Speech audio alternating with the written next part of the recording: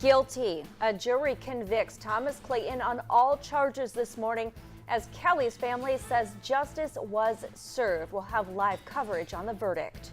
Plus, Senator Kirsten Gillibrand visited Elmira earlier today to talk about legislation that aims to protect senior citizens from financial abuse. Efforts are being made here in Chemung County to better serve special needs residents. I'll have details on the discussion that was held today coming up. Plus, it was another record-breaking day today, and the same is on track for tomorrow. WENY News at 6 starts right now. This is WENY News at 6. And the community, like she said, has been so behind us. Unbelievable. Everything. Thank you. Thank you. I believe justice was done here today. That was Kelly Clayton's family moments after a Steuben County jury found Thomas Clayton guilty of hiring Michael Beard to kill Clayton's wife, Kelly. After 6 weeks, more than 75 witnesses and 500 pieces of evidence, the jury started deliberating yesterday around 10:30 a.m. Good evening, I'm Renata Steele. And I'm Nick Quatcherny. And within minutes of deliberating this morning, the jury had a verdict. They found Thomas Clayton guilty on all counts. WENY's Logan Wilson is live at the Steuben County Courthouse with more reaction from Kelly's family. Nick and Renata, after a 30-day trial lasting nearly 7 weeks, family and friends of Kelly Stage Clayton can finally breathe a sigh of relief as both Michael Beard and Thomas Clayton now sit behind bars. I told my sister from the night she was murdered that we would not stop fighting for her. We would not stop fighting for justice for her. She was beautiful, bright, and she is still bright. The sun is out right now, and she is here, and she will always be with Charlie and Cullen. Kelly Stage Clayton was brutally murdered by Michael Beard in a murder-for-hire case in the Claytons' Caton home on September 29, 2015. Now her husband, Thomas Clayton, sits behind bars convicted of orchestrating her death. I would like to thank the community. I would like to thank Whedon Wetmore, Susan, every investigator.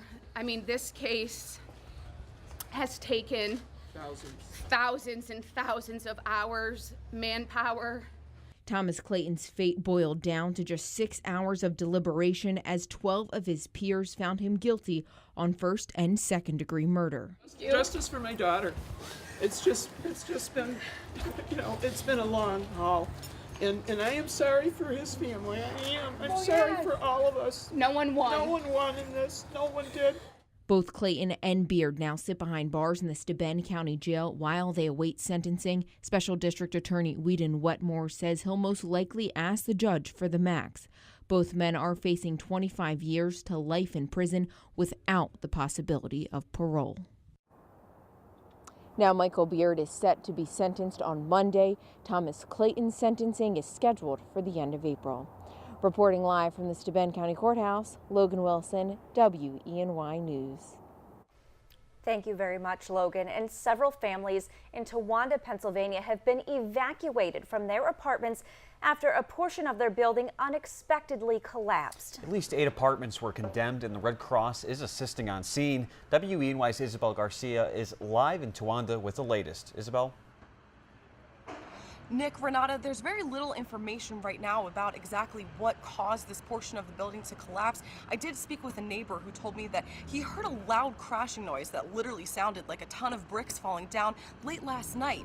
And I've been told from other neighbors as well that there's been here and go activity as well all throughout the day. There have been crews here just examining the building, and I'm told that these crews that are here cleaning up are working to stabilize the building, and they are actually friends of the owner of the building. I've not been able to speak with him yet at this time, but I was told that 8 apartments have been evacuated. There's notices that 8 of these apartments are condemned at this point, and so I'm told as well that the Red Cross is helping assist those families. And then a woman that I spoke with who lives in the same building, but it's next door. It's part of the other portion of the building that is not directly connected, but she is a store manager for one of the boutiques down there and says that she was told from a friend who actually lived in one of these apartments about the situation. Apparently it was very hectic when everything was happening, but she told me that her friend who did live in one of these apartments said that nobody was injured, so we have not been told, confirm that with police at this point, but we will have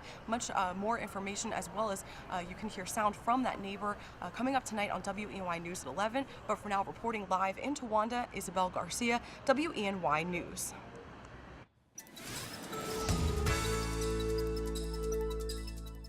Well, another spring-like day today across the Twin Tiers. Another record-breaking day for us. On official high 67 at the Elmira Corning Regional Airport, and we're looking at clouds mixed with some patches of clear skies out there right now. I can't rule out a brief sprinkle or light rain shower overnight tonight, and especially going into early tomorrow morning. That's when a warm front will lift through the region, and there may be a rumble of thunder with that front. But most of tomorrow will be dry, with temperatures even warmer than what we had today. 63 currently in Elmira, a west-southwesterly wind at 9 miles an hour. Also looking at temperatures in the low 60s in Ithaca, mostly cloudy skies here. Southwesterly wind at 7 miles an hour. So for the rest of tonight, a brief shower can't be ruled out, otherwise mostly cloudy. 44 degrees, northwesterly winds 5 to 10 miles an hour. 72 for tomorrow's 5-degree guarantee. That'll be our third day in a row of record-breaking temperatures, but a strong cold front expected to move through on Saturday with the potential for some severe thunderstorms. I'll have a more detailed look at what to expect this weekend weather-wise coming up in just a few minutes. It's estimated that more than 50 million Americans are the victims of financial fraud and scams. And right here in the Southern Tier, the Federal Trade Commission says seniors had more than $1.5 million stolen. U.S. Senator Kirsten Gillibrand introduced legislation to help seniors report these scams. WENY's Samantha Potter joins us in the studio with details on this new bill. Samantha.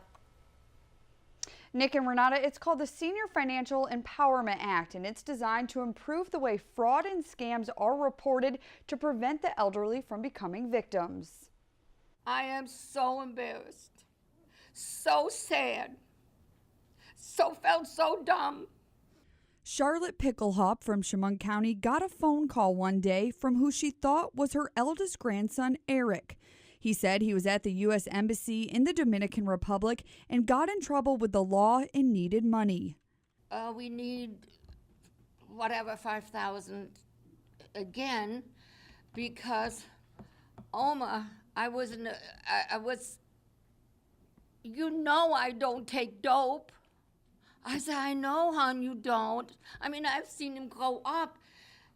It was so convincing and so soft-spoken, just like my grandson is. When everything was all said and done, the scammers took nearly $10,000 from Charlotte and her husband. You're being targeted by some of the most sophisticated criminals around the globe, so you should not feel embarrassed. Senator Kirsten Gillibrand says oftentimes these scams go undetected or unreported, which is why she's creating a database to fight senior fraud. It's called the Senior Financial Empowerment Act, and it would create a national hotline to give seniors more information and help them report fraud. Information would then go directly to the FBI. Elmira Police Sergeant William Solt says that they've seen an increase in elderly scams throughout the city. If you think they're from NYSEG, if they're claiming to be from a cable company and you don't feel comfortable, call the police. Call a family member, call a neighbor, call somebody. Part of the bill would also include grant programs, so places like the Office of the Aging could host training seminars to teach the elderly about these scams and how to report them so they don't become victims. Reporting in the studio, Samantha Potter, WENY News. Thank you, Samantha. Today, local leaders from across the state gathered in Corning to talk about bettering the lives of those living with special needs. And our very own Kara Demers was at the roundtable discussion and spoke to the man behind this initiative. County Executive Mark Melanero has made strides for special needs residents throughout New York State. Today, he led a discussion on his Think Differently campaign about what can be done right here in the Southern Tier. Molinaro, along with Dutchess County, first launched his Think Differently campaign in response to a community outcry for those living with special needs. Not only was this a community issue, but a personal one for him. His daughter lives on the autism spectrum and has influenced his many efforts to combat the issues these individuals face every day. Some of the minor obstacles and some of the major ones that people of any ability face, communities begin to realize that they can do more. 2 years ago, New York State adopted Think Differently as a statewide initiative. Since then, he's traveled to over 60 different communities in hopes of better implementing his policies. Today's discussion involved leaders in business, government, and nonprofit sectors, many of whom encouraged the idea of taking the policy to Capitol Hill. It's important that all stakeholders in the community buy in, because whether it's access and transportation or emergency response, responding to individuals with special needs, or trying to find your way to a job or to a playground, you need all of the partners in a community to understand. In Dutchess County, Think Differently has already implemented plans such as autism sensitivity training in the workforce, accessible playgrounds, and texting 911 for those who are unable to speak over the phone. I've learned something every time I've come to a community, a new idea that a community is already applying, and really being able then to say, well, under the Think Differently umbrella, you can brand this and make people understand that if we think differently about how we interact with individuals with special needs, we'll begin to make a difference in their lives. Reporting in Corning, Kara Demers, WENY News. Wegmans continued its tradition of donating thousands of pounds of food to the local food bank today. They delivered a shipment of over 17,000 pounds to the food bank of the Southern Tier. That delivery equates to about 1,500 meals. The food will now be resorted and put into backpacks for kids in need and used in the mobile food pantry. Since the partnership between the organizations began, Wegmans has donated over 700,000 pounds of food. Both sides say this partnership is beneficial for everyone. What's wonderful about Wegmans is their employees are, there to help. It's not just giving money or giving food, they give their time, which is really incredible. Wegmans believes that we make a difference in every community we serve, and this is how we help our communities. We also have a long-standing history and a great relationship with the food bank, and we continue to build on that every year. The food bank's Check Out Hunger campaign with Wegmans goes on through the end of the month. You can visit any local Wegmans store to participate. When we come up, President Donald Trump sat down with leaders in the manufacturing industry today. And we'll tell you what he said about bringing back jobs to the United States. And another warm one for tomorrow, then cooler weather as we progress through the weekend. But how long will those cool temperatures stick around? I'll let you know with my 7-day forecast right after the break. But first, a live look at our Mansfield Sky Cam. You're watching WENY News at 6.